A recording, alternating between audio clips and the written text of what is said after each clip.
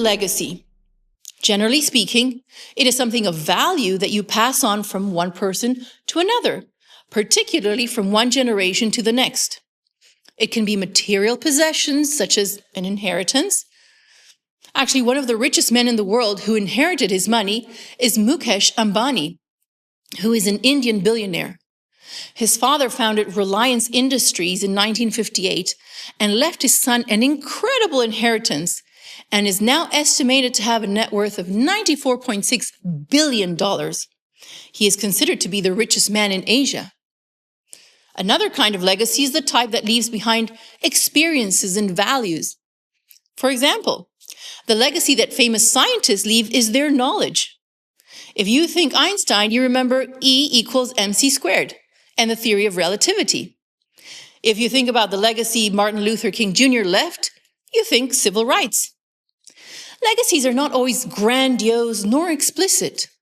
Sometimes parents leave a legacy without saying a single word about it, but model it in their lives, and their children pick up on it. It can also be something as simple as a teaching that your parents leave you. In our study today, we are looking at the legacy of Passover that God instructed the Israelites to leave explicitly as a tradition. Exodus 12:24-27 reads, "And you shall observe this thing as an ordinance for you and your sons forever. It will come to pass when you come to the land which the Lord will give you, just as he promised, that you shall keep this service.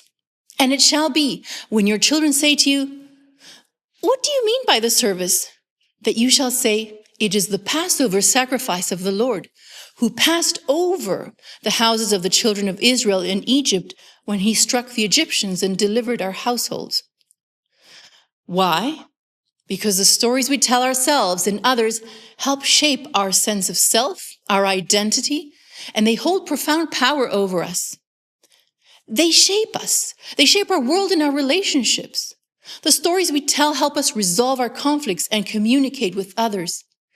And if we repeat the important and meaningful stories to our children, we help them develop an identity around those stories.